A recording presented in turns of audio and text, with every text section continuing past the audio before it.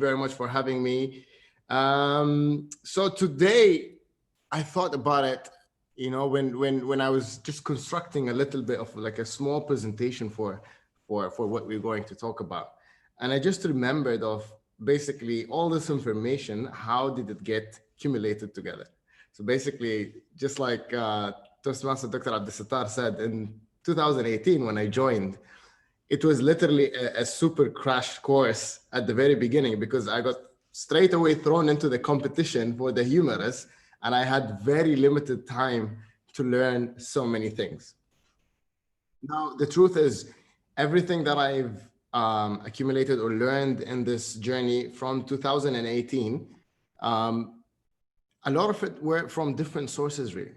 So some of it were from my club mentors and from the area and the district, and also from watching a lot of international speakers speaking, and at the very end in 2020 by actually working with them and getting mentored by some of the best public speakers in the world.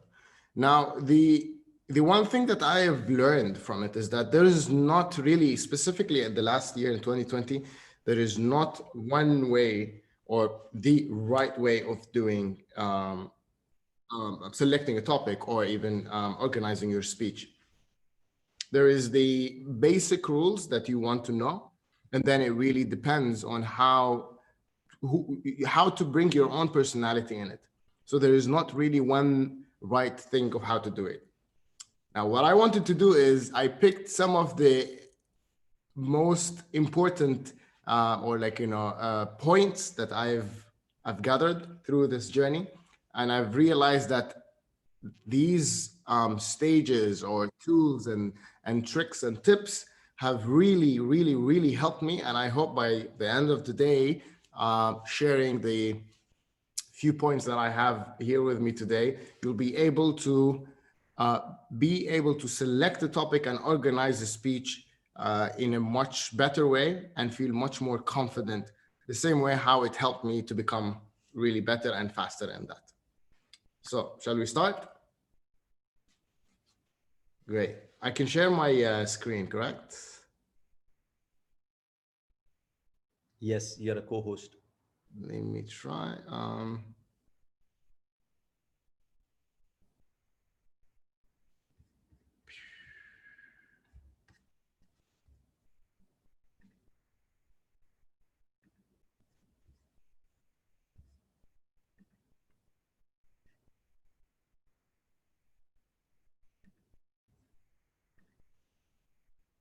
Okay. Can you see something? Yes. Great. Perfect. So here we go. Just give me a second. To think about it, the first thing is, selecting your topic and organizing your speech means that you're having a very successful speech, right? And the way how I see it, or the way how I've learned it throughout this journey, the success of your speech really depends on your enthusiasm, how much you can give in that speech. And it depends on your knowledge, on how much you know your content and what are you speaking about.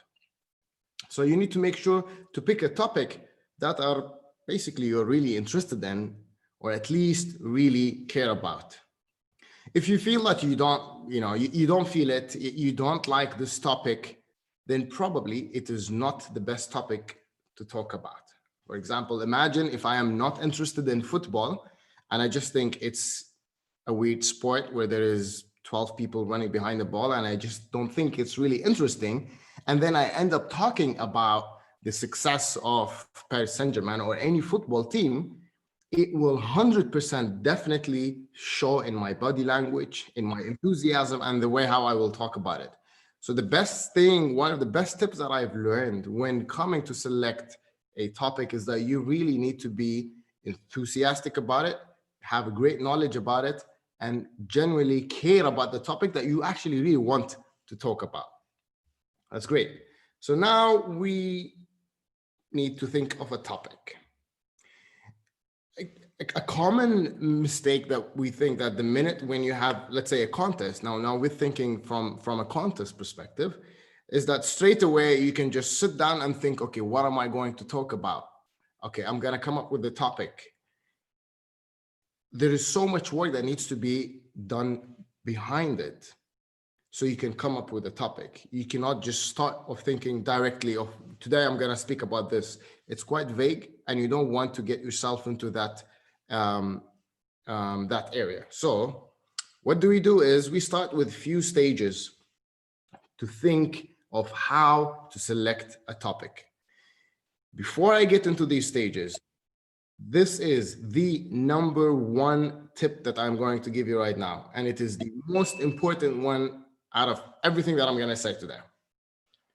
When you start thinking of how to select a topic, you need to relax. Simply. The most common problem that, or like issue that we fall into is that the minute we think, okay, we need to start thinking of a topic, you start stressing out because you don't know what are you going to do or how are you going to come up with the topic. And you start sometimes even comparing yourself with others, saying, he came up with a great topic. I don't even know how he came up with a great topic. Just relax. And I can tell you from something that I've been through, you can easily get stressed and not be able to think. Topics are everywhere. They're all over the place. They're around you. All you need to do is really relax and focus. The mind is a muscle. If you overstress it, you will not be able to get anything out of it. So you relax and you start taking it, breaking it down into a few steps that we're going to talk about right now on how to select a topic. The first thing that I've learned in this was the research part. It's very important to do your homework and start your research on what? One, know your audience. You always need to select a topic that is, let's say, one, unique to the audience, something that would interest them, something that would be new to them, so that when you give your speech, they will give you a full attention and will be always with you. The second part in your research is knowing the platform. And nowadays, we have Zoom, we have, hopefully, inshallah, soon we're gonna go back to the stage. But it's very important for you to know what is your platform. Who are you talking to, your audience, and then what is your platform? That will help you decide on the topic. One of the things that I came across when I was preparing for the semifinals is that some of the, I had 5 different speeches. And in the topics that I spoke to, that I wanted to speak about, I've noticed that there are certain speeches that I wrote. It requires more body language, more movement that is not, the camera is not gonna give it its justice. If I was on stage, I would have been able to deliver that speech in a better way. And that's why you want to think also of the platform. If you're doing it on Zoom, like this, we're talking on the camera, or maybe you have a stage. And then a very interesting point. Are you qualified to speak about this topic? And why do I say that? This is something also I've gone through, is that imagine that you are an award-winning photographer and you have your audience, they're a bunch of lawyers, and you're coming to speak to them about a new law that we just heard of. The impact is not going to be the same. Probably they're not going to give you full attention the whole time. If your background in one thing and you're speaking about something else, and knowing from the audience that all these people sitting in front of you are lawyers. Now, of course, in Toastmasters, that's going to be a different case, but it also tells you that when you speak about something, you want to know if you're qualified to speak about that or not. Now, imagine if it's the same scenario of the photographer speaking about law. Now, imagine if we changed it a little bit. from another angle. He's not really speaking about a new law that came out, but he is speaking about his experience when he was doing photography and someone stole his image and he tried to sue him. And then he went through the stages of how to sue someone for copyright from his own perspective.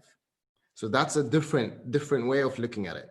To give you another example of something that happened with me recently, I was asked to come and speak on a conference and give a speech about leadership and management. Now, that was a great opportunity that I cannot lose. But at the same time, I thought about it myself, and I'm like, I have been a manager for about 4 to 5 years now. And all the audience, all the people in front of me, they're all CEOs, managing directors, people who have been in the business for at least 10 to 15 years. And they're all major, high senior management. So I thought to myself, if I come in and talk to them about leadership and management, it would sound a little bit weird. So I had to find another way from my own perspective, from how I see it. And I spoke about something completely different, which is the smile, and how a smile can affect and give a good skill to any leader or any manager. And that is something definitely I'm qualified to speak about, because everyone smiles and I can speak about it. You can speak about it. Anyone can. But I was able to manage to make it towards talking about leadership and management. Anyways, so moving on. The next stage you want to get into after the research. Now we're done with the research. You know your audience, you know the platform, you feel very comfortable speaking about a topic that's let's say you're qualified about. Now we're going to start the brainstorming session.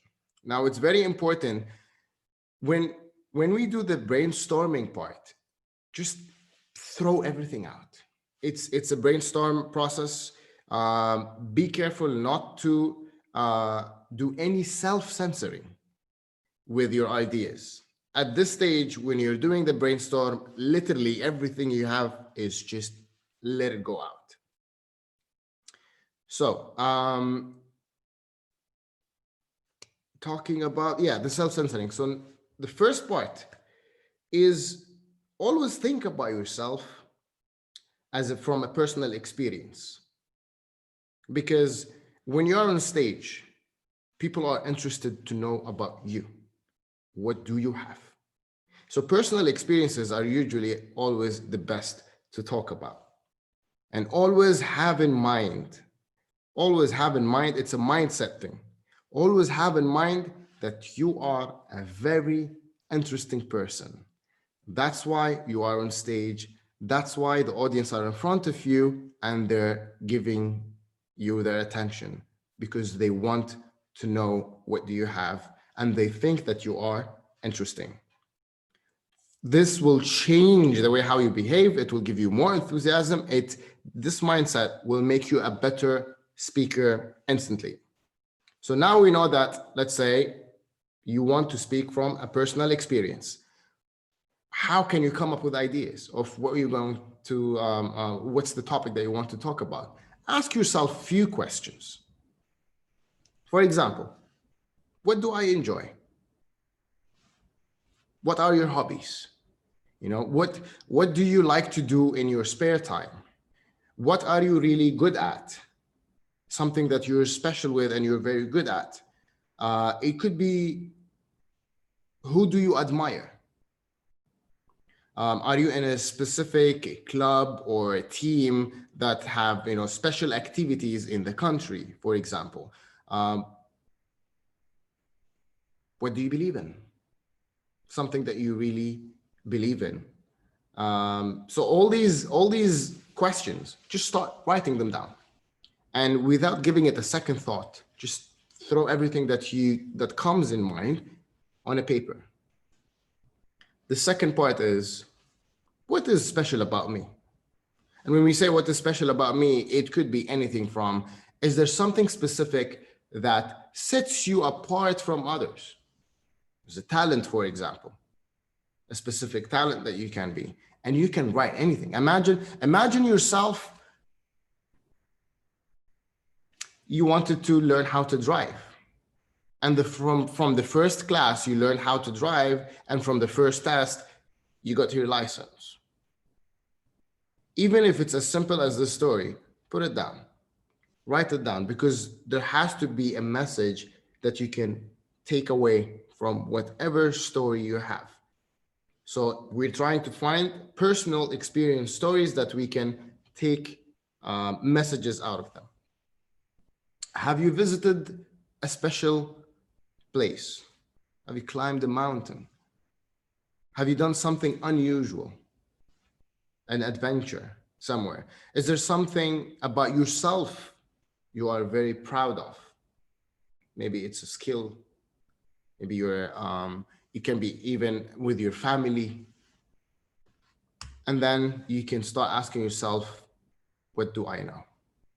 And with that, you can start thinking, okay, what have I studied in university? Or did I read an interesting book or an article?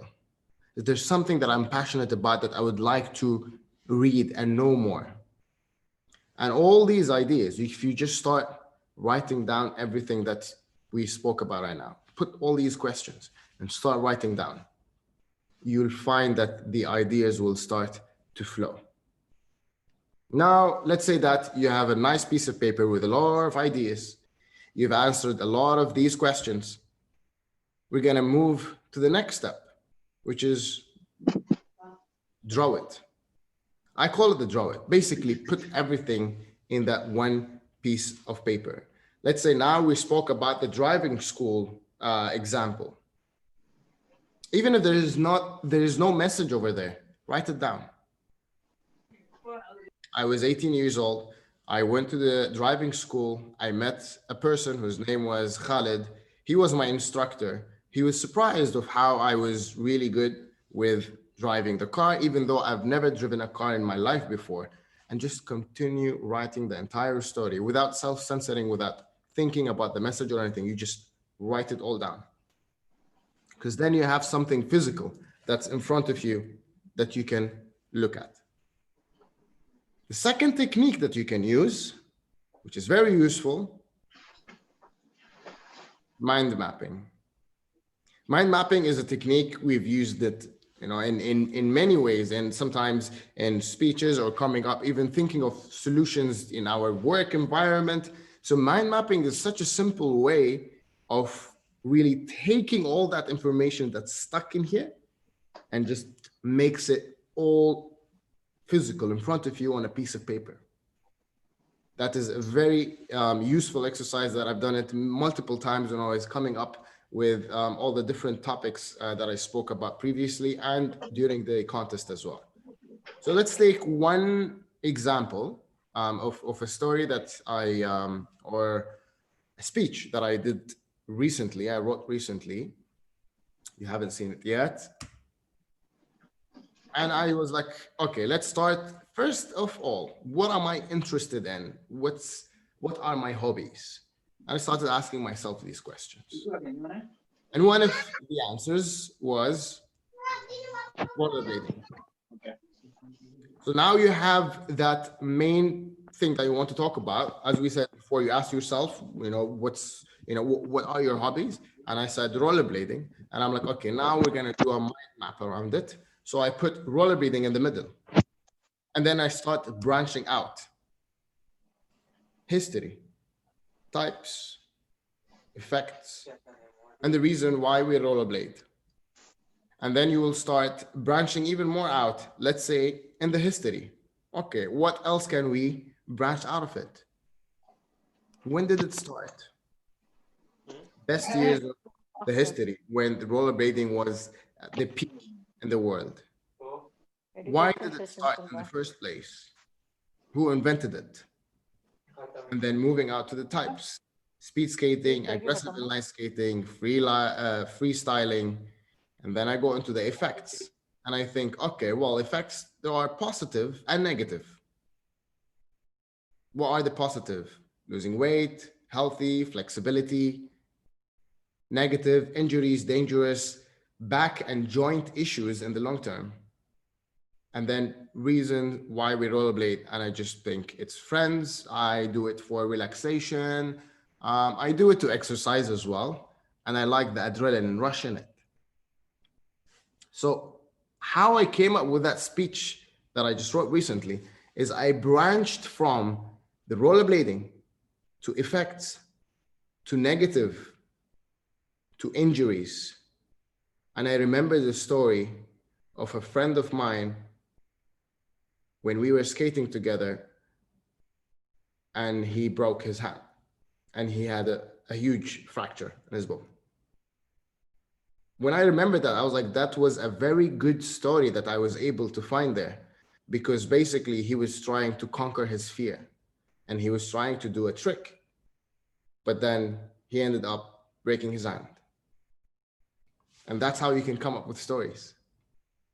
And you can find the story by just throwing everything in there, start the mind mapping without self-censoring, and you just branch and go out, write everything that comes in your mind. And out of that, you can start creating a story just from simply starting from the middle, which is rollerblading. Now, few tips that I've learned also along the way that I think would be very useful to let you know about, specifically during the contest as well. Pick a topic and stick with it. You see, usually what could happen is that you would pick a topic and someone else will come and talk to you and tell you, but you know, this topic might not work, even though you believe in it. But then you will start doubting yourself. So you'll think of another topic to speak about. But then when you come up with another topic, you will think it's not as good. So you'll think of another topic. Without you noticing, you're getting closer to the contest and you still don't have a topic. And you could have used this whole time in the original topic that you chose to hone it and make it better with feedback and working on it. So you use that time, select a topic that you really believe in, and you think that this is the topic that I want to speak about, stick to it and work on it, because you don't want to lose the time, specifically if you are doing it for a contest. But even if you end up going out to give a keynote speech or any speech that's outside the organization or at work, you could fall into the same problem where you keep changing your topic and you lose the time instead of making that topic or that speech even better.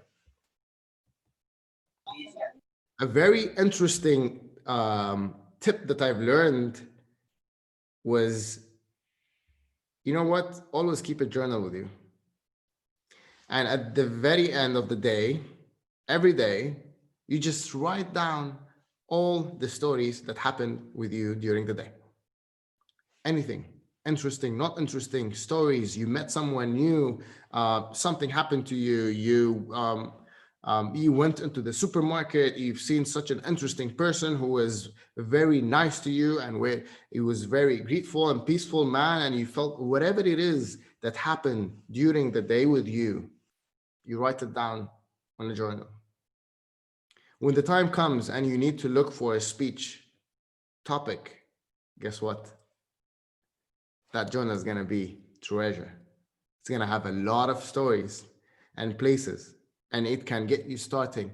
Just what we did now, the exercises of the mind mapping and everything else, you can just flip the pages and you will definitely find a story somewhere there, something that you really want to speak about. And the best out of everything, it's out of your own personal experience and it's real. So it will always come out from you with that enthusiasm we were talking about. Visit your dark side. That must be one of the best tips, I would say. And I've experienced it myself twice. When we say visit your dark side, I say we're looking for ideas. Visit your dark side of the mind. That's one area where it has many stories that you don't want to share or talk about with anyone? Now, when you look for ideas, have a look there in that dark side. And I'm telling you, you will find treasure, many stories that you can speak about. And not only that, those stories, I can assure you that the people and the audience will be able to connect with you 100%. It happens to be that the two speeches that I did in 2018, Unsingle Me, it was the one topic that I didn't want to speak about. It was just too personal.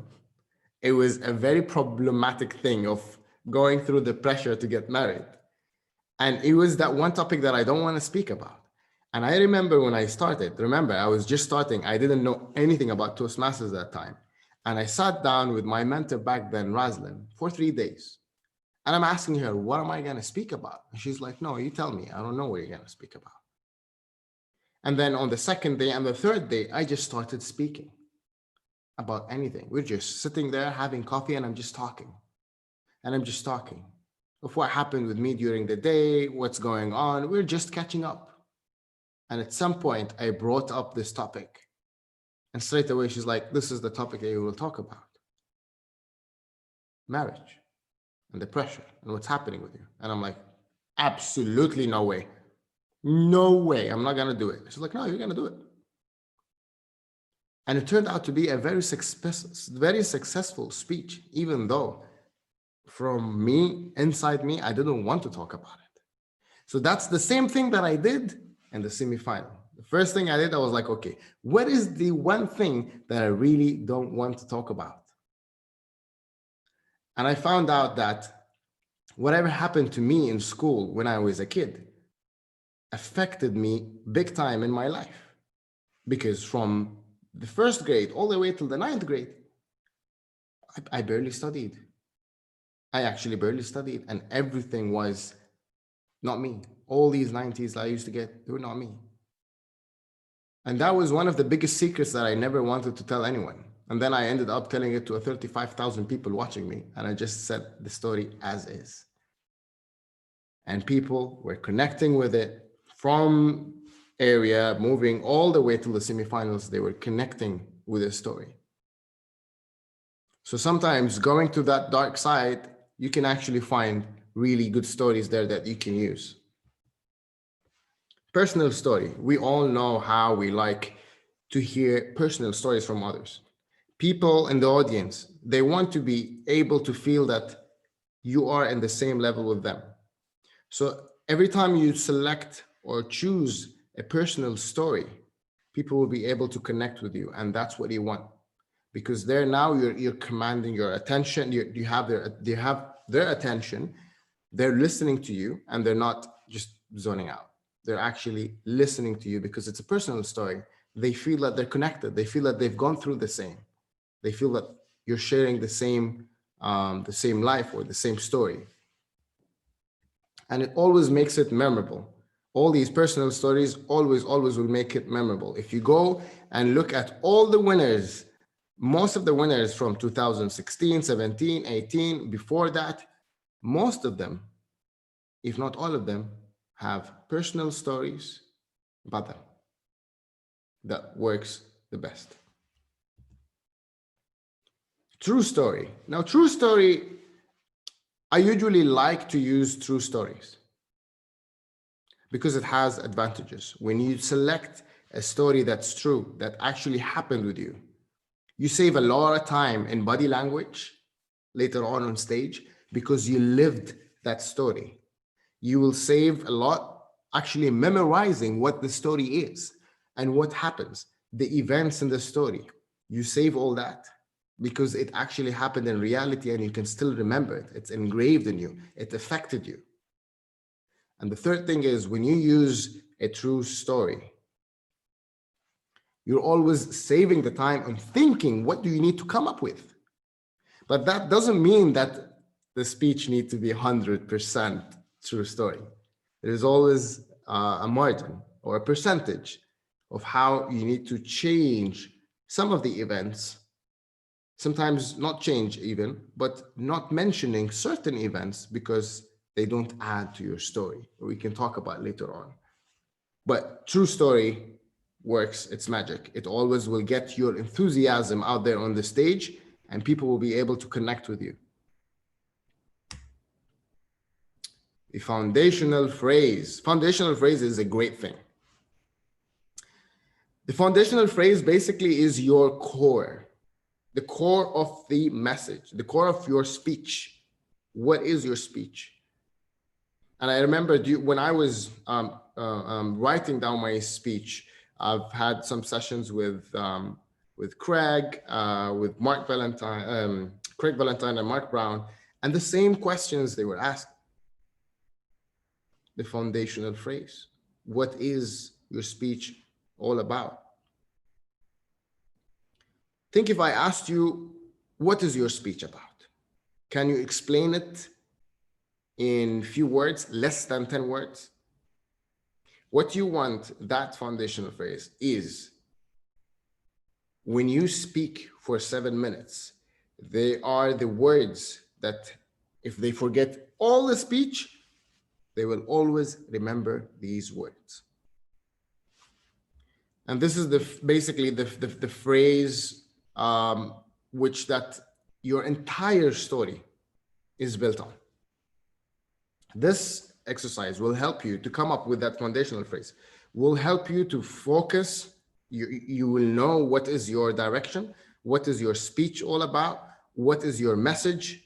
It will help keep your speech very focused, and the topic that you're selecting will be crystal clear. It will be just very clear for you. You know what you're talking about. Sometimes when you just start throwing the ideas, it can be just vague, but you want to sharpen it. You want to make it clear. You want to know what you are talking about. So come up with that phrase that's up to 10 words. For example, my speech pissed, it was do the right thing. And if you look at the whole speech, it was all based on do the right thing. I used to cheat. I've gone through hard times in school later on and in my life because I was cheating. And what did my dad tell me?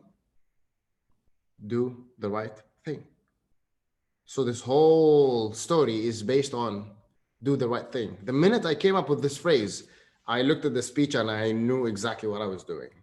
So come up with that phrase. It will help you immensely.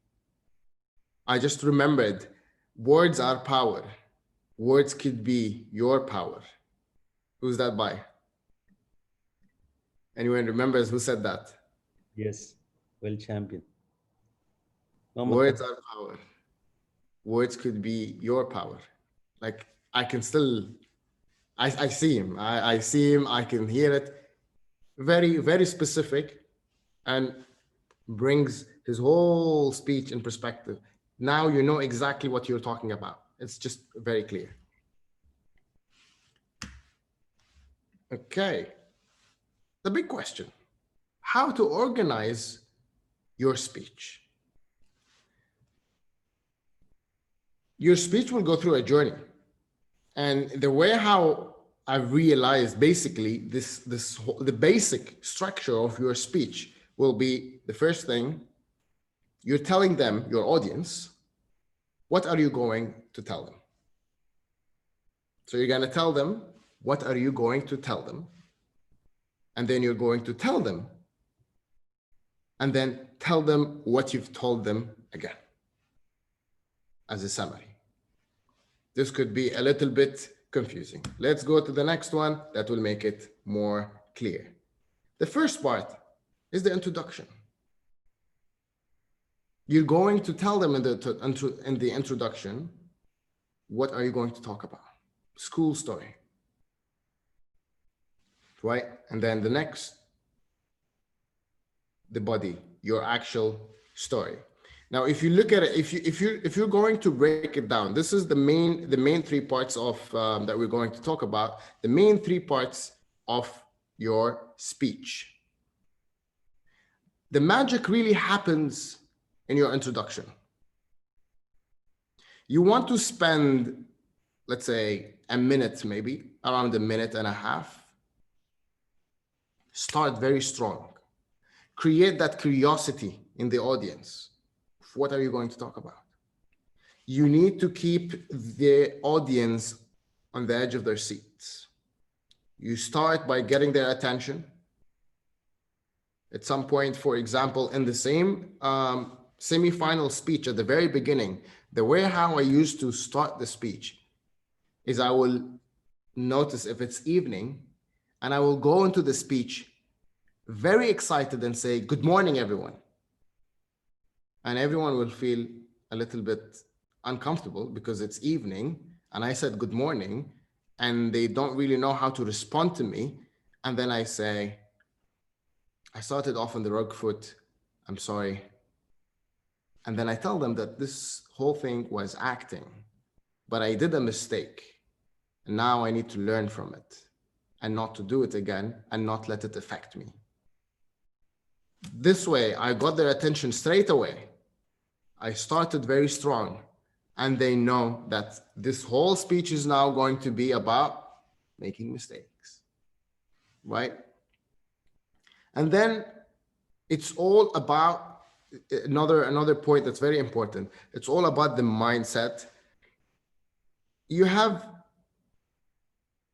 the people in front of you, your audience, they want to hear from you.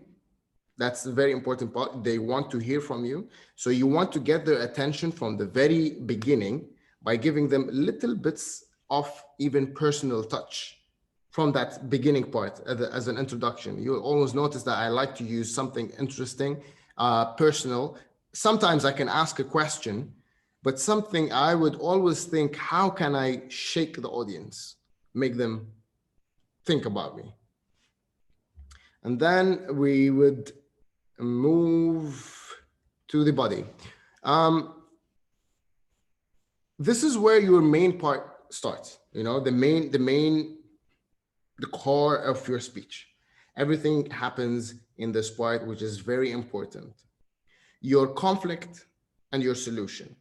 In every story, you would start by everything is very happy, good days, and then something happens, oops, that's your conflict.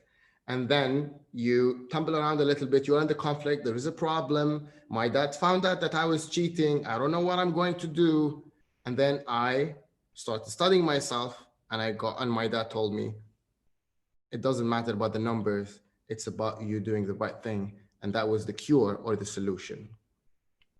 So that conflict part, that solution part would be in your body when you're writing. So it's the main purpose, it's the message, it's the conflict and the solution of your story. And then you move to the last bit, which is the conclusion.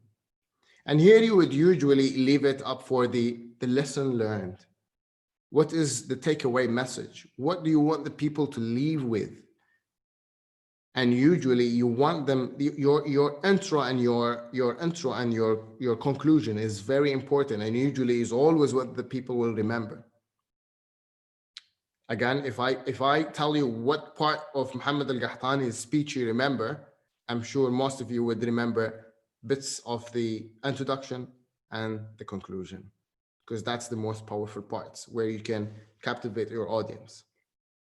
So this is where you put the lesson learned. This is where you put the takeaway message.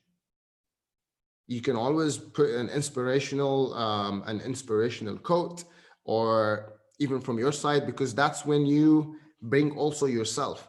This is a very important part where people want to know, how did you yourself learn from the story that you just told us? How did it affect your life? Because again, when you're on stage, you want to be on the same level with the audience. You don't want to sound that you're better than them by telling them, you need to be better. You need to feel very positive. Be the best man. Okay, that's great. But you're telling them that. When you do that to yourself, they connect more. So in that conclusion, I would always say, that's what I got out of it. That's what I learned. In my last speech, PIST, I said, that's when I realized that it was not Ahmed's fault for whispering the answers. It was my fault for listening to them. And then I don't tell the audience, do the right thing. No, I just ask the question. when such a situation like this happens to you, what do you do? Do you choose to do the right thing or do you surrender for it? And I leave it there. So that's, I'm showing them from my own experience in the conclusion, and that usually has a better impact. I would always try and keep the conclusion very short. I don't like long conclusions just because you've kind of drawn them into like a peak, you know, you're taking all the audience in the journey in the story where they're like, and then at the very end, you just want to cut it, just cut the story. Have a nice 4 lines maybe with a very powerful ending, and that's it. And you leave it there. But you don't give it a very long, you know, like couple of 3-4 minutes, very long conclusion. And you can always also add your call to action at the conclusion. Now you're going to start writing your speech. You know about the body, the introduction, your body, your conclusion. Now we're going to start thinking, actually writing the speech, putting everything in a paper. A very useful tip that I used to do here was that I would always write all the key points. Just write them. The first thing that I remember, I got caught when I was cheating in the school. Ahmed refused to give me the answer. I remember the first day in school when I came in, I was very scared. Just write them down. Doesn't matter the order, because the next point is when you arrange them and put them in order. So at the very beginning, you start by writing all the key points that you see in the story. And then you start arranging them in order. Now you have them according to the events. You need to put them in order that it makes sense to build the suspense and tell the story. You're telling a story to take the audience on a journey. And then it can be, by the way, even it's at this stage, it's still a little bit loose, it's fine. We're still going to make it even better, because the next one is expand upon these points. This is now the third stage where you're gonna get into every sentence that you wrote and start expanding it. Look at it. What's the key point, the main stage of the story? This could be the actual details that support the message. So you have a nice sentence. Now you're gonna look at it and think, okay, what am I saying in this part? Okay, Ahmed is trying give me an answer, but then he refused. He didn't give me the answer during the exam. That's great, but my whole speech is about me cheating from Ahmed. And if I mentioned at one part of the story, which is true, that happened, that he refused to give me the answer, I will ruin his character. So it's not necessary. I remove that. And that's how it goes. So you keep looking at all the sentences that you have in the right order and start adding. It could be a quote. It could be a character that you're going to add in the story. My father was not in the story. I just saw him once in the whole speech. But then I feel like people will connect with my father more because, you know, it's a relationship, son and father. So I bring him back again. And then I add more characters, like the school principal in that speech. So that's when you start looking at every little sentence and see what can you add to support your message, to support your story, to build a suspense, make it interesting and more personal.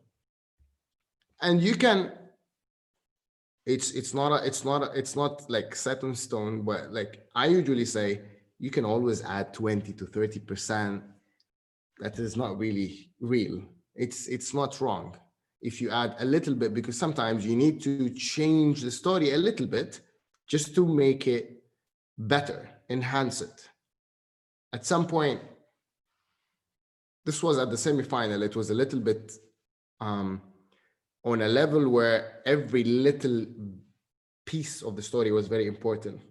So if some of you remember, at the beginning when I used to do my speech, I used to say that I was 4 years old, sitting in the car next to my father, and we were going to my first day of school.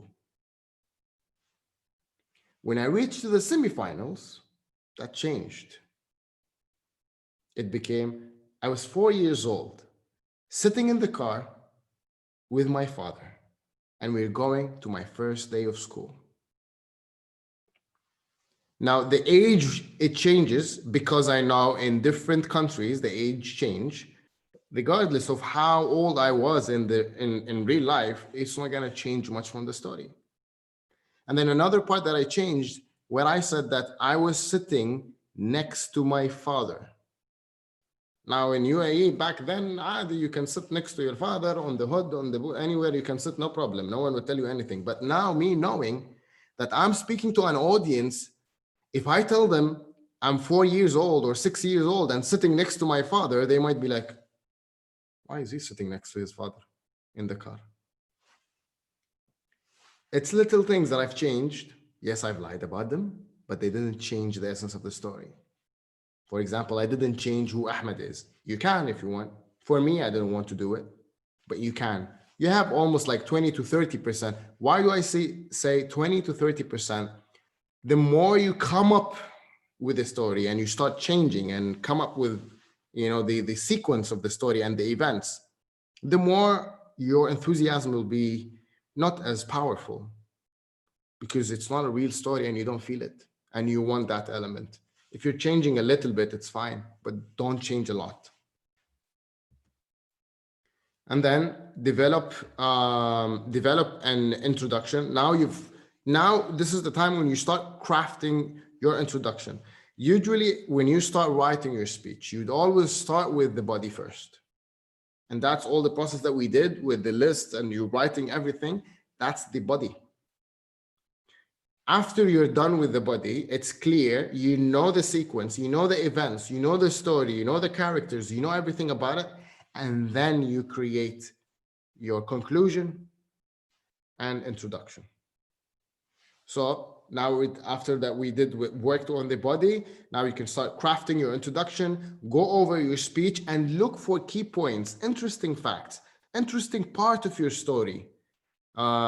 Remember, you always need for the introduction to build the curiosity.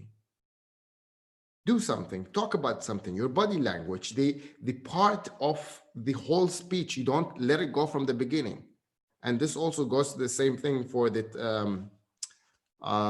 title of the speech. You don't give it out. You always need to build that curiosity. You can use also, yes, as I said, body language. And then after you're done with the introduction, you do the same thing for the conclusion. It can be call to action, remind them what you said. Again, as we said, tell them what you said again. That's so now you are reminding them what you said again, inspire them with a quote, with how the story made you a better person. How did it affect your life?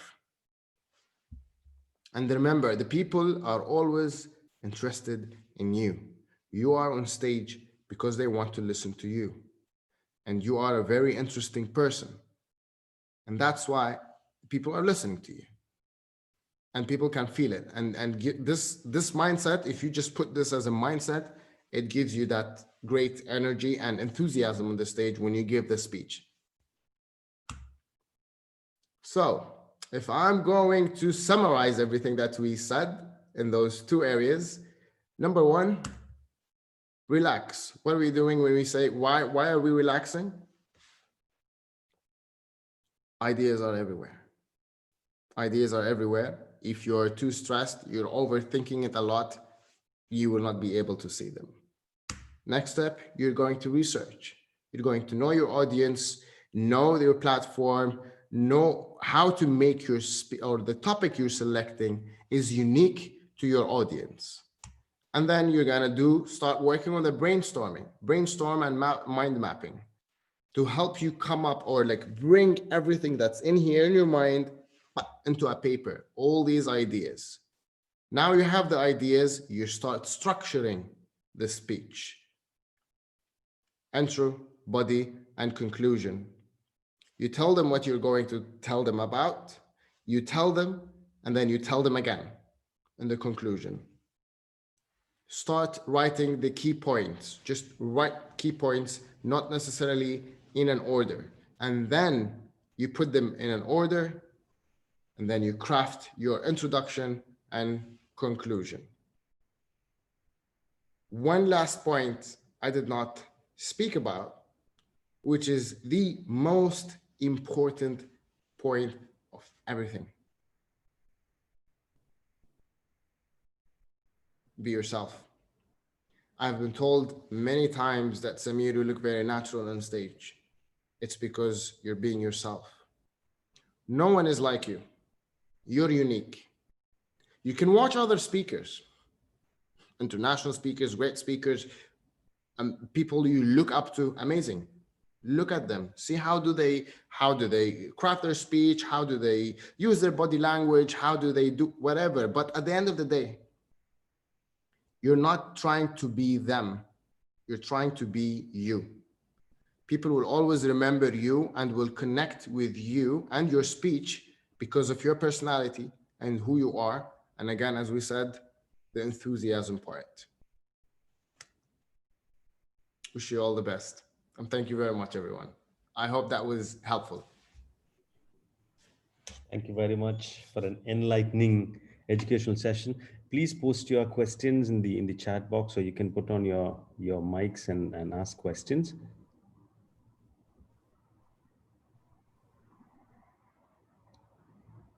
You can unmute yourself.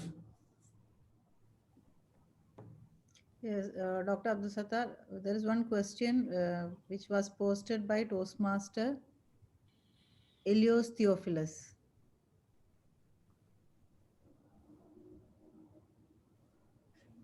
Can I go ahead with the question? Yeah, please. Yeah, which type of personal story that you will use on your international speech that can relate to a global audience? Toastmaster Samir, this is a question from Toastmaster Elios Theophilus. Yeah. Which type of personal story that you will use on your international speech that can relate to global audience? That is actually a very good question. And that's what made me overthink at some point, what topic I'm going to talk about. Specifically that now I'm going to the semifinals, what am I going to talk about? That was a big thing. But looking at it from a different perspective, relationship with family, that's an international thing. And you think about it as a relationship between a father and a mother, something that you have been told or taught by your parents. At some point, that could be a relationship that happens with you and your father. That's international. At some point, there was one of the speeches that I've done was a lesson that I've learned during my work, when I was working. So it's something professional. An incident that happened between me and another employee that taught me that, it was more about trust issues, and how you can, let go if, something that happens with you. So this is like a work environment, family, something that is not, I would say, traditional. Like if I went with unsingle me to the semifinals, an arranged marriage, they're gonna be like, well, what's arranged marriage you're talking about? That doesn't exist in their life as much as it exists in this whole region in here. And it doesn't sound weird. If that probably, I'll sound very weird if I talk about it. But then something also that is more like personal. At some point, it was actually one of the speeches that I created, and it speaks about me with a friend of mine who is a skater. Skating is an international thing. Everyone would know about skating in most countries. And then he broke his hand, and he was trying to conquer his fear, but he broke his hand. That is an international material. It's not to specific audience. I hope I answered the question. Yeah, Toastmaster. Thank you. Mm-hmm. There is another question from Meher. How much time do you give yourself to write a speech, and how much time would you recommend for rehearsal? That's a great question. It really depends on the person, Meher. It really depends on every person. For me, myself, I give more time to writing the speech than the rehearsals. Writing the speech, first of all, I go to the spa. I spend the full day there, just relaxing, completely not thinking of anything. Coming up with the speech can take me probably a week or two. And I don't force it. Like I just keep usually just to come up with the topic. The same process that I did, I'll have the journal with me and I'll start writing ideas and write the incidents that happened with me in that one story. I was out with Joseph. He was skating. He broke his hand. He tried to do a very hard trick. He was very scared. And then I start writing. So I put all these points, and then, yeah, it can take me about 2 weeks, I would say. The rehearsals can take 1 week. Usually I do more, for me, like I mentally rehearse the speech. I think about my movement in every line that I'm going to say. I think about the body language. I think about my voice modulation. Am I going to go up high or low? I see the speech completely in my mind constantly. That's for me. It's the best way of rehearsals. And then I do the physical rehearsals probably the last 3 days before the contest. That's when I strongly keep doing the rehearsals, probably a full rehearsals 5 times a day maximum. Because the more you do it, the more you get, as I said, the mind, I feel it like it's a muscle. And I don't know if Hadi is here. Toastmaster Hadi used to see me when I used to do the rehearsals for the semifinals, and he would see my speech at night, like the day before, and he'd say, "I really hope that you will do good because currently your speech is a mess and your performance is not as good." And then the next day I'll do the speech and he just calls me blown away. He's like, "How did you come up with all this energy? Where did it come from?" It's because of the relaxation period. You need to relax. The thing is, when you rehearse, you do it over again and over and over and over and over. You expose yourself to that freeze moment. Like your brain freezes because you're over exhausting it. But if it's, as I said, it's a true story, it's something that you really care about and all these good things, it will become easier. And all I need to do is just mentally keep rehearsing, looking, I'm standing at this part of the stage, and then I'm going there, and then I'm going up high. And that's the main part of the rehearsal that I actually even enjoy even more. There's one question, Samir. Would you advise contestants to repeat the speeches at club, area, division, district, and semifinals? Yes. If they believe in the speech, yes. I have been told many times to change the speech. I think it was from area. I was told to change the speech, and I just didn't. And I went up more to the district and changed the speech. Okay, and I didn't. And I went to the quarterfinals, changed the speech, and I didn't. So I kept going up. And at some point, I remember I wrote actually five other speeches,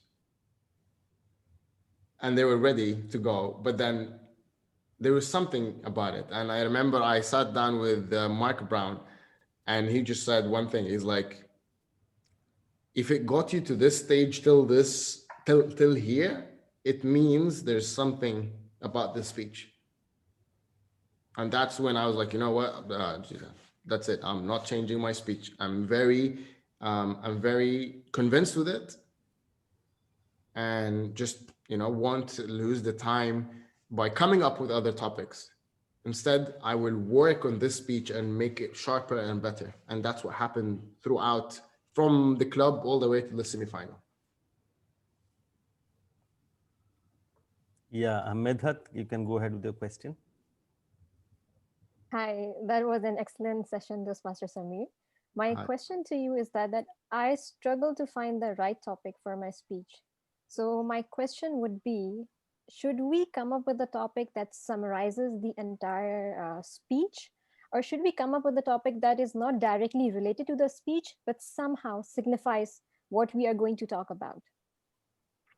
No, see, usually whenever you select a topic, you want it to be all as part of your whole speech. It's all one piece, right?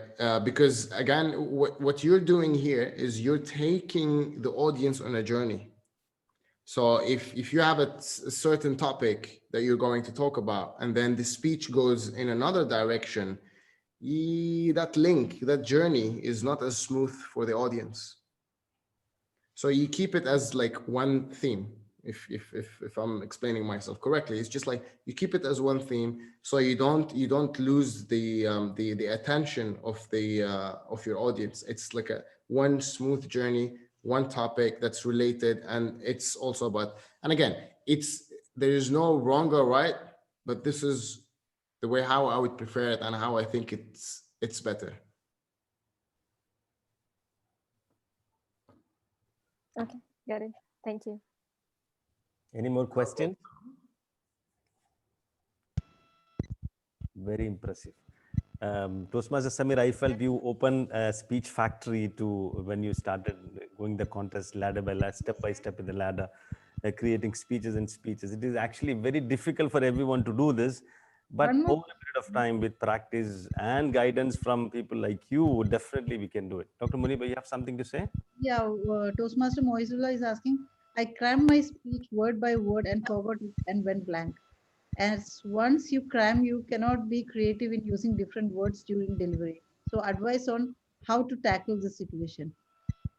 This is from Toastmaster Moizullah.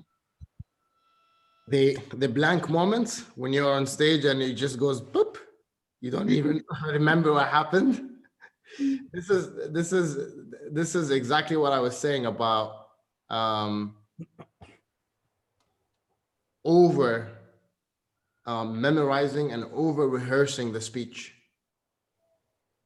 When I used to do this a lot, I actually used to get that moment of you freeze. And sometimes you just can't improvise. There's no way you can improvise. You just stay there and you don't know what to say. So the best thing that I could say is that do that mental rehearsal more than the actual rehearsal, like physically. So like think about the speech more than that, because it becomes engraved in your mind. Usually what I used to do is I could read the script or like the speech once before I sleep. It somehow gets into your subconscious mind and it resonates nicely. So do that. You can read the script or like the speech before you sleep. Don't over rehearse and do it over and over again and memorize word for word. Don't put that stress on your mind, because that stress, if you lose one word from the beginning, the entire, it's like a domino effect. Everything will be gone. You will not remember anything. Any more questions, Dr. Muniba? Yeah, from Toastmaster Meher Tanvir. My mentor suggested to me that I didn't need to write each and everything I was going to talk about, other than the intro and conclusion, but the key points, and talk about them and go. What are your comments on this approach? It's a different style, I would say. I would probably not go with it myself, just because when you write everything, if you see the speech that I have, even the like HMMM, everything that I would say, the pauses, the ha ha ha, the loud, everything, I would write it down,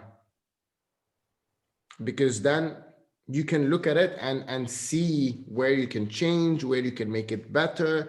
When you read it at night before you sleep, it will resonate. It will become something automatic that you do it later on.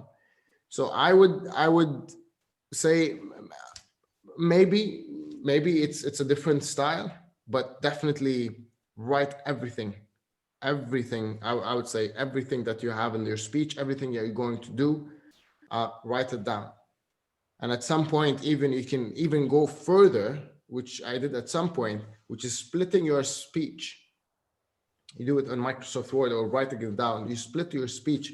When you have one corner where you have all your normal speech or what you're saying, and then on the right side, I put the body language. I raise my hand. I go to the right of the stage. I go to the left of the stage. I am angry. I'm sad. I look down and up to the camera. I would even go to that detail because you're not leaving any room for you to improvise or think and put yourself under that stress when you are giving your speech. Everything is set. Everything is, you can forget things, but not add new things on the spot. That's a no-no. Improvisation and add more stuff on the spot, that's a no-no. Dr. Muniba, you have more questions? We have 2 more hands raised. Your question only, like, should we write the whole speech? This is from D71. So that has been answered, I suppose. The similar question. We have 2 more questions. Let's make it the last because we are running already a little bit late. Abraham, Toastmaster Abraham, over to you. Please unmute yourself. Thank you, Dr. Sattar. Hello, Toastmasters Amir. First of all, thank you so much for that wonderful session. It has been really helpful to understand a lot of insight into how do we, prepare a speech. Now, I have 2 questions. My first question is on usage of, very strong vocabulary in the speeches, which gives an in-depth, very, powerful, the power to the speech. Do you focus on that, or you would really use a language which would be easy to understand? That is my first question. Second question is on the when you talked about the dark side, opening up the dark side, how much it helped you, because that is a very difficult thing. So I just would like to understand how much it helped you in your conveying your speech or making it more relatable to the people. Okay, I'll start with the second question. I'll answer that. How did that help? That easily I could have shed a tear if I wanted when I was doing my speech. Like easily, because it is something that really affected me. So even my facial expressions, I didn't have to put so much effort in them. Because what I used to do when I am giving the speech, looking at my father when he said, "Why did you cheat? Why did you do all this?" I didn't memorize, like I was not reading the line in the speech, but I was remembering how did I actually break this news to my father when I was 11 years old. It puts you in that state straight away emotionally, and you get everything right. And it's just like, wow. So it does help immensely. To be honest, it really does help you a lot. And I would always go with that approach. Always go with that approach. Try and find the dark side is not easy. I would say it's definitely not easy to do that. I mean, it took me, a lot of courage, to be honest, to do it. But then I look back now and I'm like, I actually told that one secret that I didn't want to tell one person to 35,000 people out of nowhere that I don't even know them. So on a personal level, it made me feel even like good about myself. It's not something, I'm ashamed of now. It's just an experience that I've gone through. I've learned from it and I became a better person. And sorry, remind me, what was your first question? The usage of strong vocabulary in the speeches. Do you? It's not me. It's not me. I've tried at some point, but it's very fake. Just like I'm a simple person. Yeah, I use simple words, very simple words. I've tried even. You see, there is a lot of speakers, they use quotes, you know, and I use it myself, but it was a try. If I have the choice now, I would not go with the quote just because it doesn't work. It's not my personality.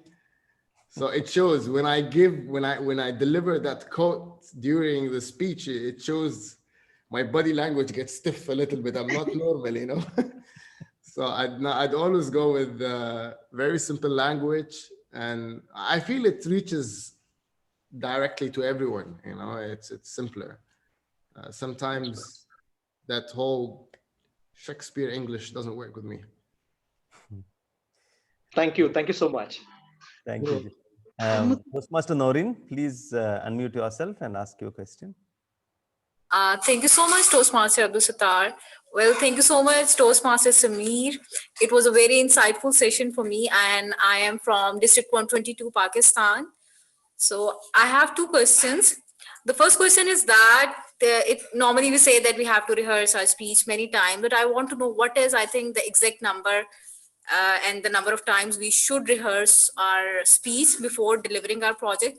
Because when sometime normally I do practice, it actually makes me, it actually affects my vocal variety. When I do much more practice and it looks like I have so much memorized, it doesn't look like an impromptu speech.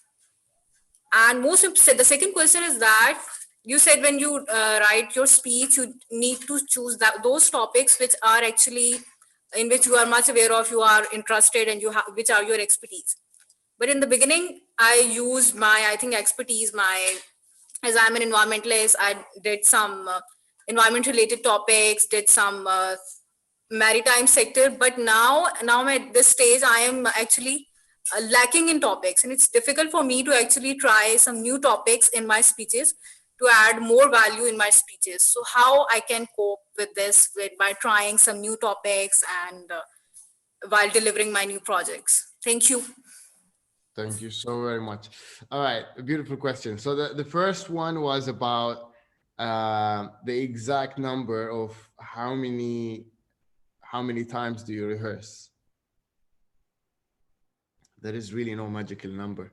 It really depends on when you feel comfortable. I just say that usually for me, it just happens to be 4 times a day.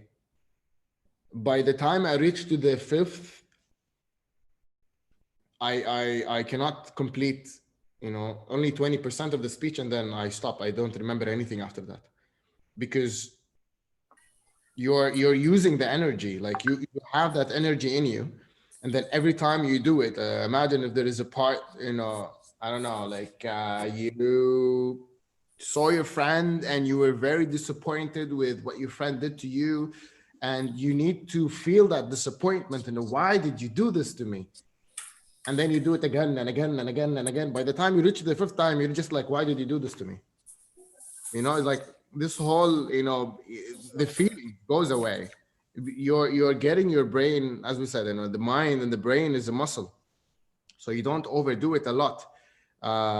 Specifically when you do it physically, because you think about your movement, you're going to go here, your stage. And now if you're doing it on Zoom, is like, this is out of, I don't know, the frame, and you need to talk about this part and this part.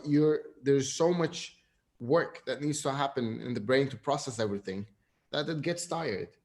So I don't like to do it a lot. I mean, sometimes, believe it or not, I take 1 day off completely before the contest.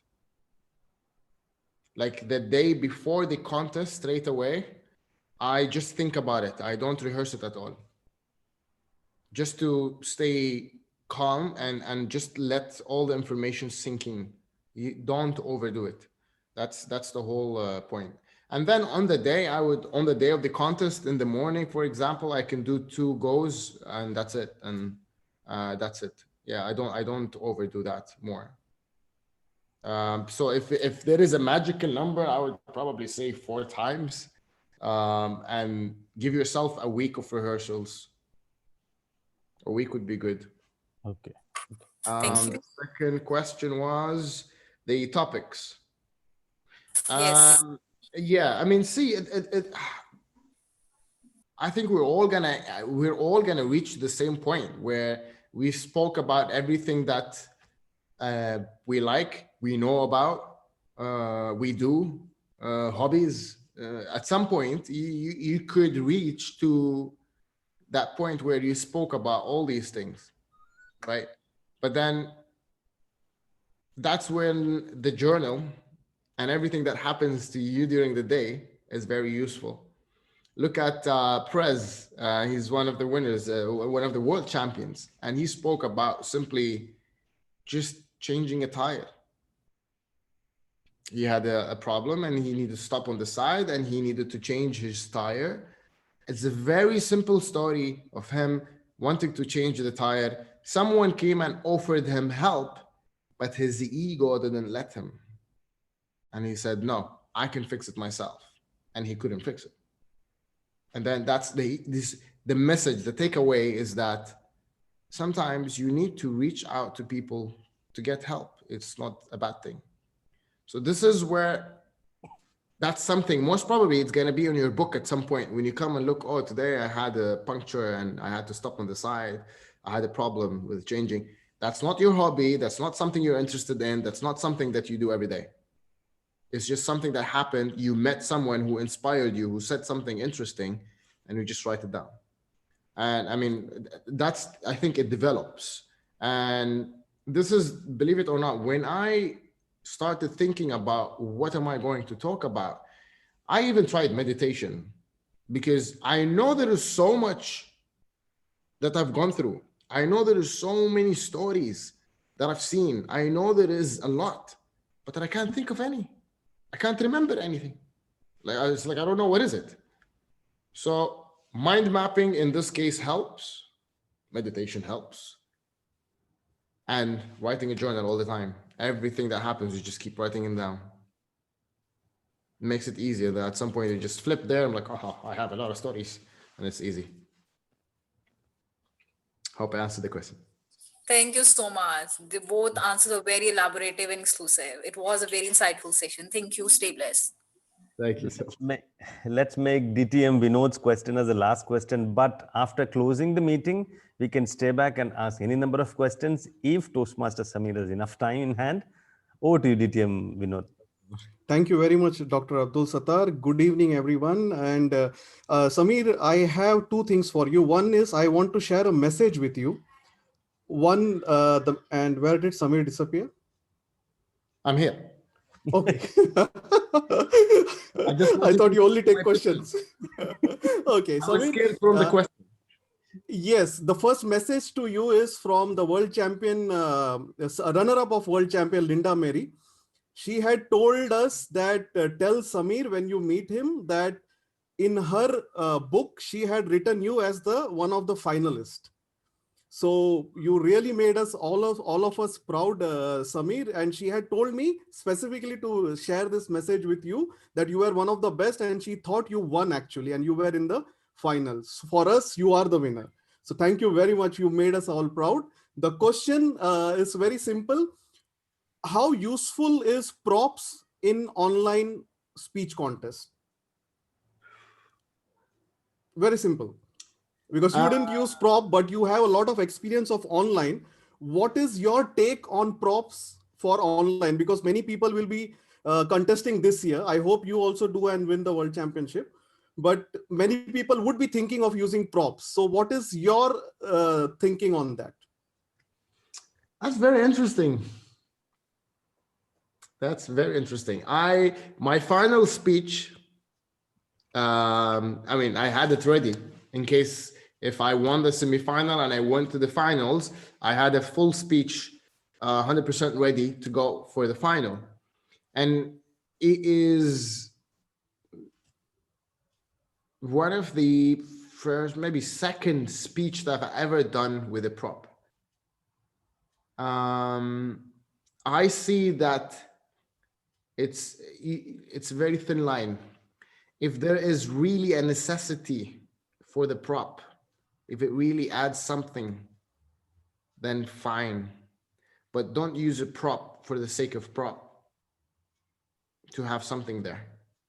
Now, people, different people might have different opinions. For me, I'd rather not to use a prop. With the online contest, it wasn't easy because I had a prop with me and I needed to make like a little table on the side with a specific height so I can use the prop and then hide it and then bring it back again. It adds more thinking process, specifically that you're now looking at the camera as an audience is not as easy as it used to be. And then most probably you're gonna have to bring it in and out of your camera, your frame. Depends on what's the prop. But I would personally try, it's not my style. I don't like using a lot of props. But I would say I've noticed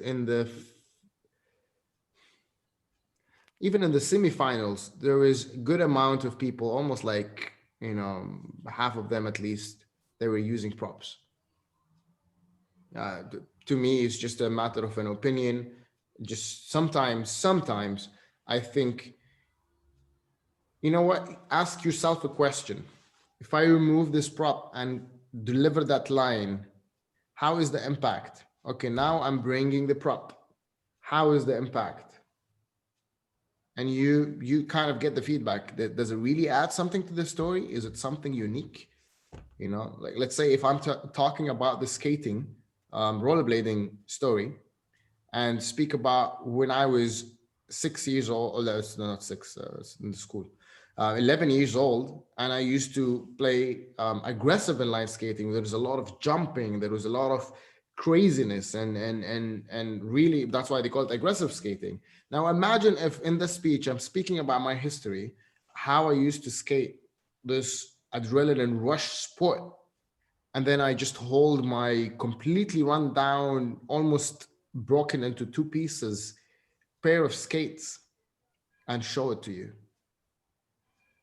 This will add to the story, because no matter how I tell you how rough I used to skate and how they were really, dangerous, probably you would not think about it. But when I show you a skate that looks really scary, it's almost falling apart, it's broken, it's crashed from everywhere.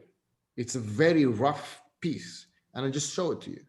And okay, that's in this contest, I'd love to use a prop, but sometimes it's just a prop for the sake of I use the prop. I don't support it. Got it. So if it is adding to your thinking process, try to avoid it as much as possible. Thank you very much. Thank you, Dr. Abdul Sattar, Dr. Muniba, for bringing our champion for this session. And great job, Division B and Area 21. Thank you very much. Thank you. Thank you, Nityam. Vinod. That was a great session. We have few more questions coming up. Toastmaster Samir, if you have some time after closing the session, we can continue with questions if you're still not hungry. I mean, I thought in between you went to have dinner. For dinner, no problem. I will stay. I will stay. Okay, thank you so much. Let me hand over the stage to the one and only division director. Let me tell you the inspiration behind this educational session is Toastmaster Harish, the division director. He has created 12 educational sessions and he distributed equally to each area, and each area is conducting and they're doing an amazing job. And everyone is learning. Let me tell you one more thing. Harish, he spread a lot of smiles on everyone. He makes everyone healthy. That's why I feel Division B is infected with less number of COVID cases. Let me hand over the stage to Toastmaster Harish. Thank you, Sattar. It was a wonderful moderation that you have done. Be yourself. Everyone is taken. I mean, this is my takeaway tonight from this whole session. Thank you, Champion Samir Al-Jaberi, for accepting Area 21's request to deliver this beautiful session. I wish I had asked you one question. In fact, one question, which is very relevant now, because I had 2 points as vote of thanks. DTM Vinod and Abdul Sattar covered it. So as a speaker, if you have something as points in your head and somebody else already says that, how do you overcome in that short time? That was my question, which I'll ask after the break. This is what has happened to me now, in fact. Why I'm saying is that this whole series of education session, which is planned by Division B, and Area 20, each areas are handling one by one. So this is 6th in the series. Now we also have a joint Division B and Division L international speech masterclass session where we have trainers coming, and now the fourth one is happening in next day after tomorrow, which is the final one. We had the current reigning runner-up champion, Toastmaster Linda Mary, who came. And interestingly, she cited or she referred you 2 or 3 times in a delivery, because the whole content was on how to deliver online.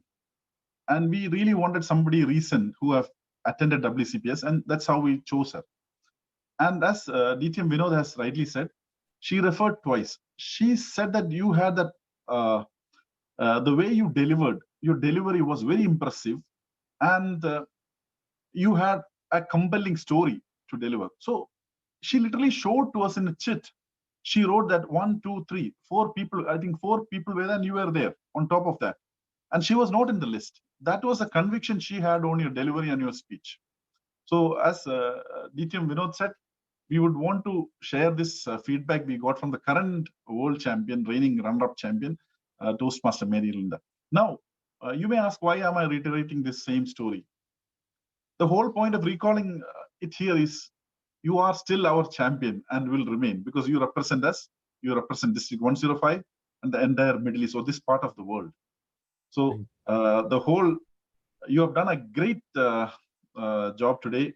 And what I also loved about, or we generally would have loved about, is all your examples were personal anecdotes which we could relate to. So it was not something you had an hypothesis and said, okay, this is what would happen, because you took literally your own personal examples. So it was well connected, and we really could feel how you would have gone through the entire journey. So, my dear audience, let's give a thunderous round of applause to our trainer today. Yeah, we can make some sound as well. Yes. Now, thank you. Now, just to complete this vote of thanks, thank you, AD Muniba, for organizing this whole event. And it's very thoughtful of you to choose Toastmaster Samir as a trainer, which is more relevant. It has more relevance to the current scenarios. Now, I would also like to thank Toastmaster Abdul Sattar for always being there for the area and division, and also being the Zoom master for this evening. Thank you, Toastmaster Supriya, for being a meeting starter and a SA. Finally, these sessions are done for our members, and it's your presence and support that fuel us to take more initiatives. Thank you for being a wonderful audience, and hope you had some real takeaways from this session today. With this, I declare this session closed, and stay online to share your feedbacks. And if you have any more questions, please feel free, because Samir has already said he is not hungry. So let's make use of him as much as we can today. Yeah, over to nobody now. So you can unmute yourself, and you can share your feedbacks or questions if you have any more. Okay, let's start with Farah Halis, because her hand is raised since long time. It's already tired. Farah, you can unmute yourself. You can ask a question. Good evening, everybody. Good evening. Good evening. My question is that usually I'm a guest and I take part in these activities. And when it comes to table topic sessions, I usually volunteer myself for that. So I want to know is that it is just, a 1 minute session or a 2 minute to speak up for the whole, or minimum it's 1 minute. So how could, like an impromptu session, you got a topic to say and you have to say for it, anything you have to speak about it. So like introducing yourselves and then coming to the point, or pausing and doing everything. This is a little question, like how to do the maximum in this 1 minute or 2 minute hardly. Thank you.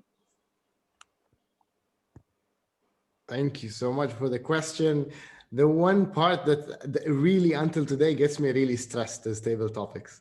Until today, I must say. But I always remember my day one in Toastmasters, and what got me into Toastmasters. It was literally an event that I went to. I didn't even know what is Toastmasters. I just heard that Mohammed Al-Qahtani is coming to speak. And I went there, and then some lady just said, hey, we have something called table topics, come to the stage. And to me, it was like a horror movie. I'm like, no, impossible. I'm going to go there and speak. And then I ended up going there on the stage, speaking in front of people. And the first thing that came in my mind was like, so you want me to speak for 2 minutes and the world championship is sitting in front of me? What am I supposed to say? I have nothing to say, you know. But then this got me where I am here today. I pushed myself and spoke for 2 minutes, and I got the first place at that time. And then I was like, oh, that's actually not bad. You know, I actually like this. This sounds really fun. Now, at that minute when they asked me the question, I think even for someone who was beginner at that time, that was quite a hard question, which was, what is the one thing that you want the people to remember you with when you leave? What is the one thing that you want the people to remember you with when you leave? Now, the first thing that came in my mind, I don't even know if this is an actual rule or an actual trick, or I don't know. I just called it myself, bring it to your territory. That's what came in my mind, which is you start speaking. It's like a water flow. You just need to start speaking. Once you start speaking, the ideas will start flowing.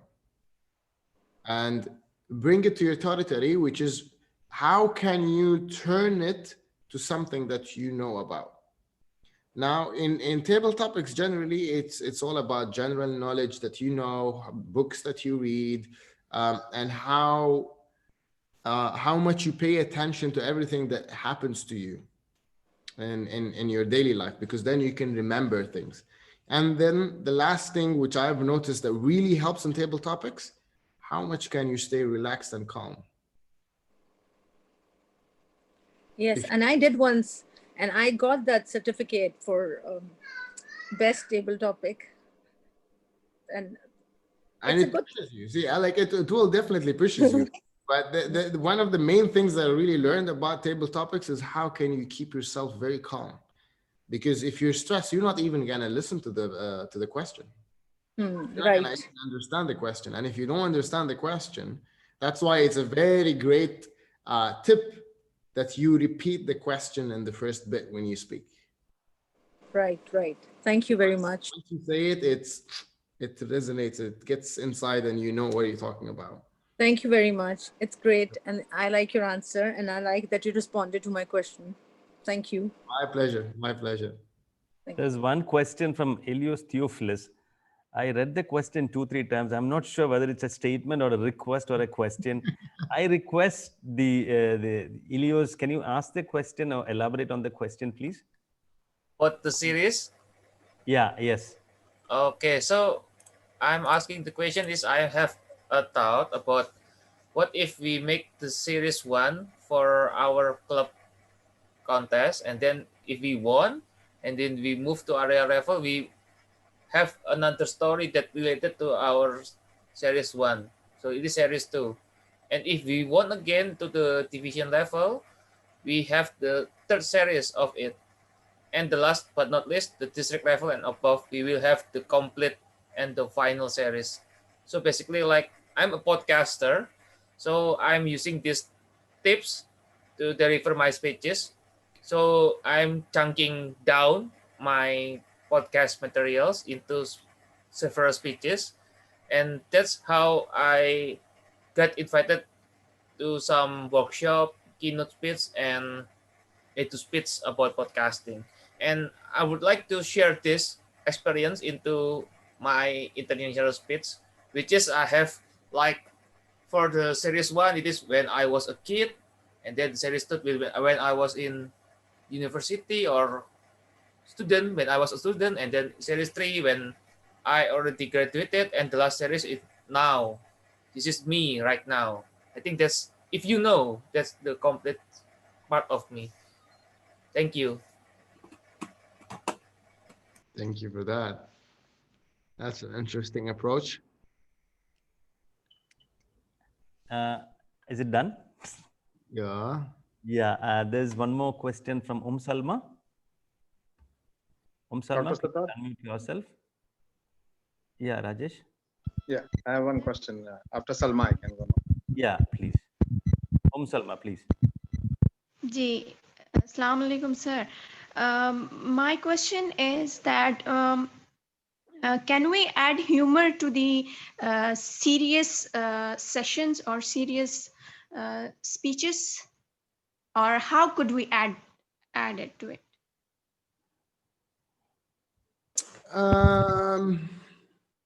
If you're asking Samir, the question will always be yes. I just think, I mean, happiness, humor is just the key to people's hearts, you know. So even if you're delivering an international speech, which is more serious, you can always still add. There is always a room for humor, I believe. You know, it's how much humor you're putting depends on your personality, who you are, and so on and so forth. In my speech, for example, because people have seen me in 2018 in the humorous speech, when I delivered my international speech, I was constantly getting feedback. It's not humorous enough. It's not you. But it's because people have known me from the 2018 for the humorous. So everyone is thinking that the material needs to be more humor. I just think that it's nice to add sprinkles, little humor every now and then. You break it. You don't make it too serious, because you're taking your audience on a journey. Remember, always you're taking your audience on a journey. So you take them up, make them laugh a little bit, and then you hit something and you go down, and then you bring them up again. But you don't take them down, make them feel miserable and sad and scared, and you keep them there. You know, you want to take them on a journey, make them feel happy a little bit, and then sad, and then happy a little bit. And the humor always works. It's just always works. Thank you so much, sir. Yes, of course, same that life is like a graph. So we have to move like the same, like a graph, sometimes up, sometimes down. 100%. Thank you. You're welcome. Thank you. Life is filled with hills and valleys. Thank you so much, Salma. Toastmaster Rajesh. Hi, good evening, Samir, and good evening, Dr. Abdul Sattar. Samir, my question is that we have seen speakers repeating the speeches, like Manoj Vasudevan, he repeated his speech and he won the championship. So is it a good idea? I mean, Do you mean to repeat the speech in like going up from area, division, district, and so on? Or no. For example, I have given a speech 3-4 years back, okay? Yeah. And now I want to use the same speech, but with some twist and some polishing. So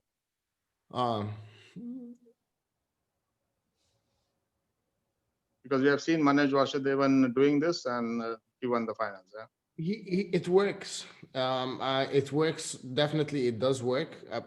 To me personally, I would probably not go with that approach, just because the speech has a fire in you. Like it has some sort of an enthusiasm and a drive to give that speech.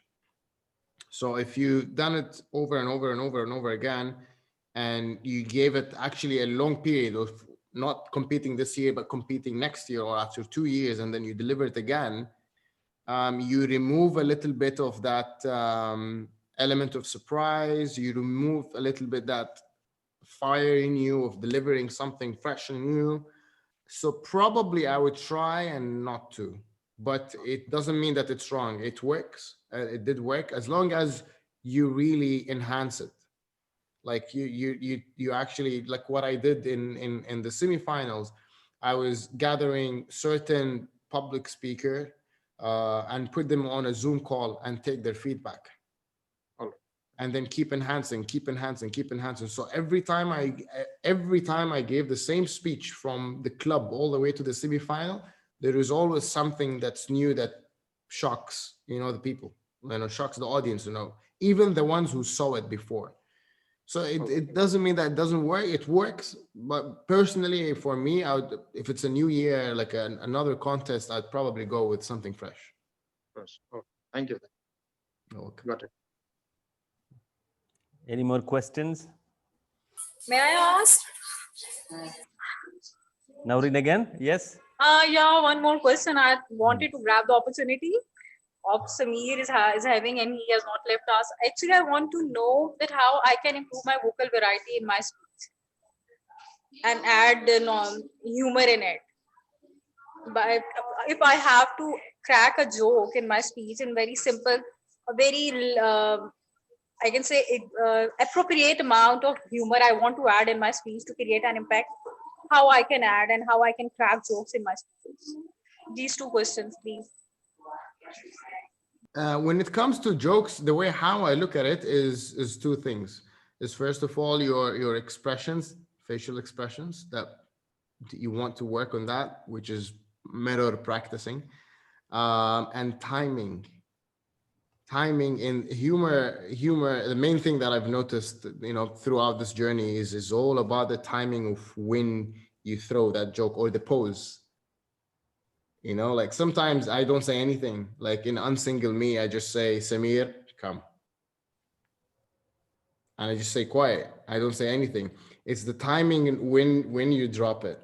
And there is no like a fixed formula for it. It's more of trial and error. You need to keep trying it. That's what I used to do from club, is I would record myself during the speech and then look and hear the audience. When did they laugh? When did they giggled? When they did laugh and clap.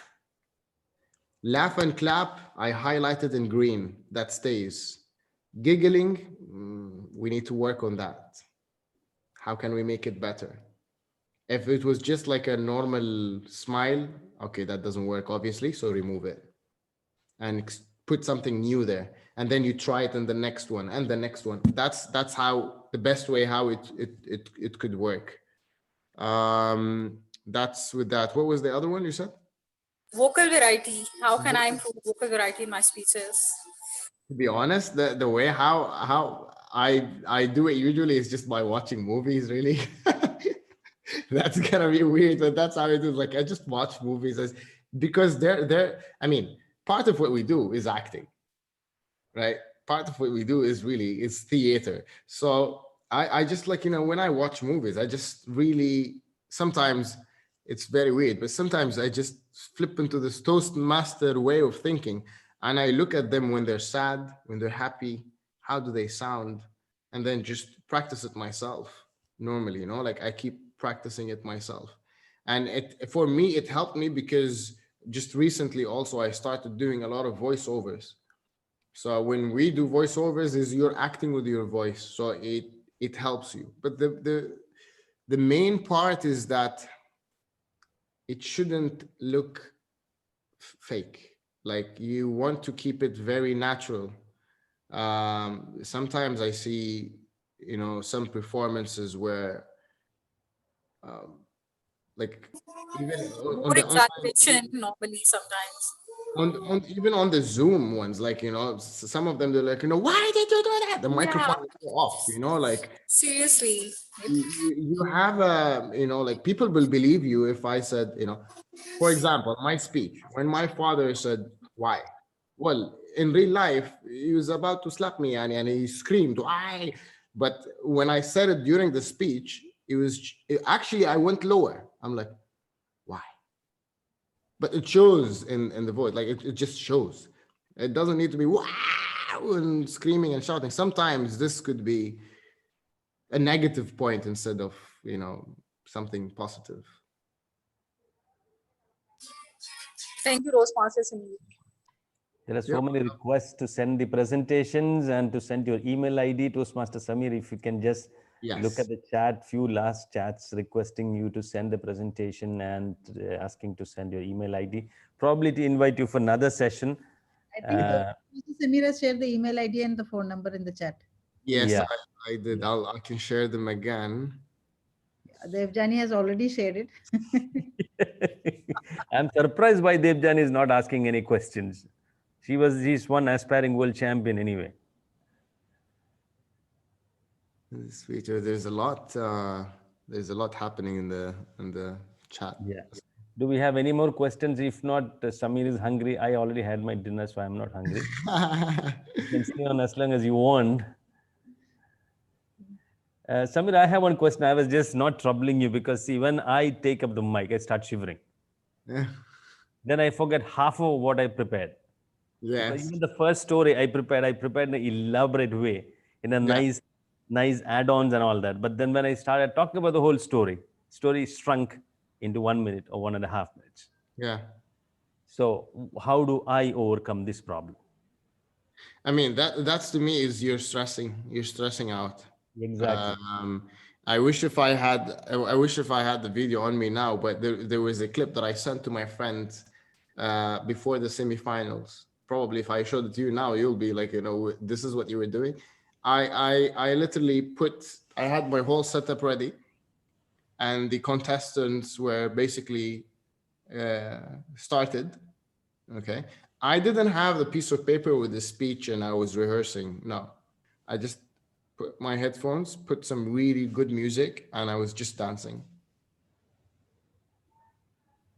That's all what I did the entire time, waiting until my time comes in. I put down my headphones and I was ready.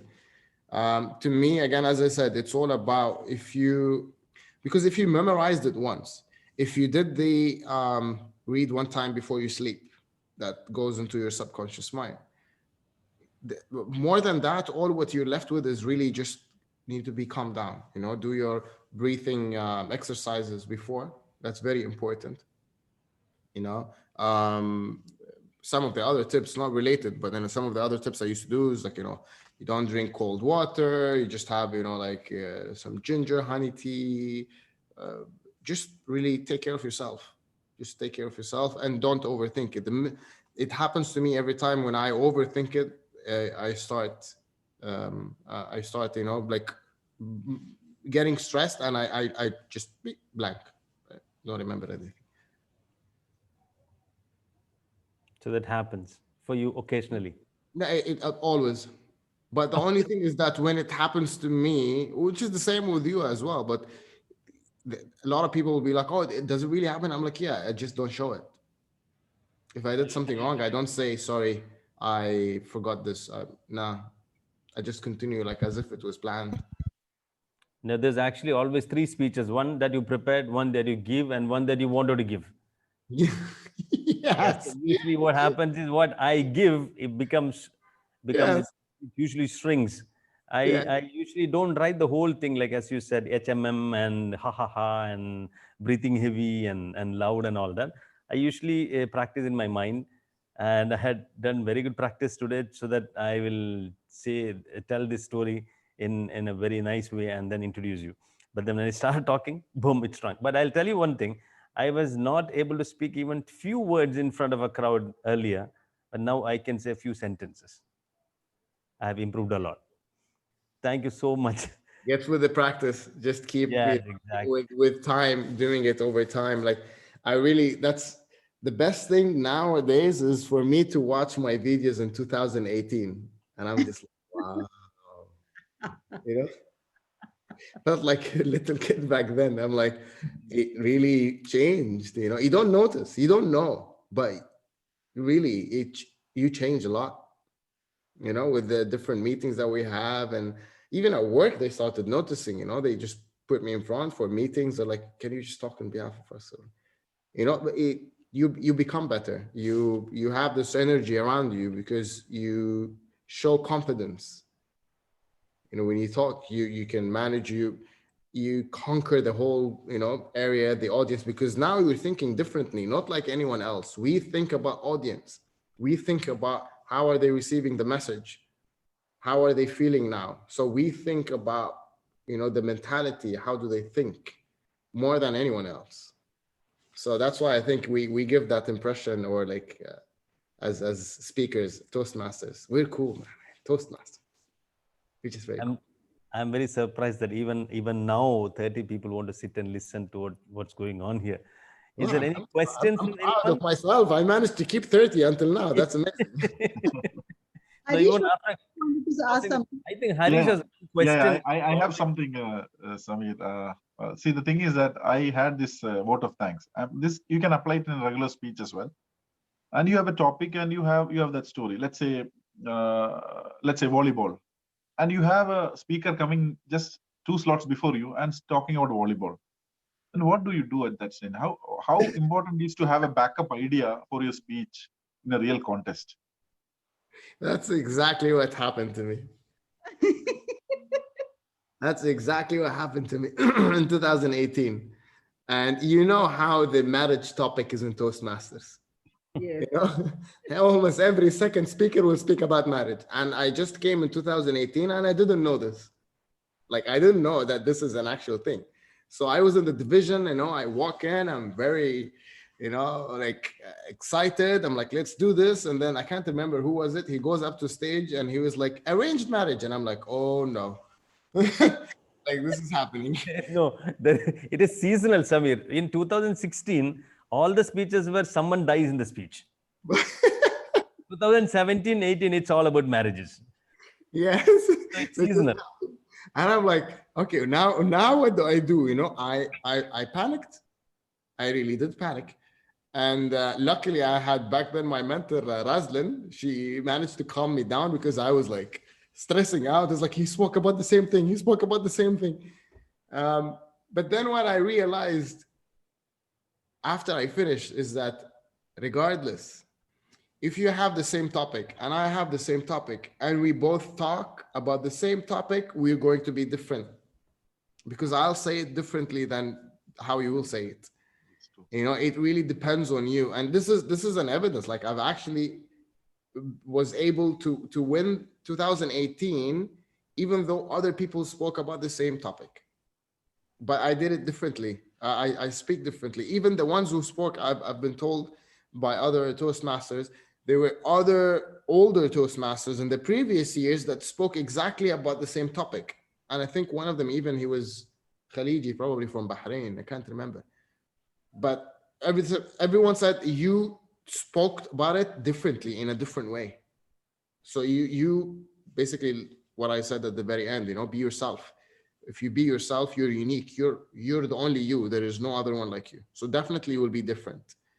The other thing that I do is, Samir, after this incident of what happened to me, I don't watch other speakers. I watch them after I'm done. Before, I am just going to give the best of me, regardless if someone spoke about the same thing or not. I'm just going to give the best of me.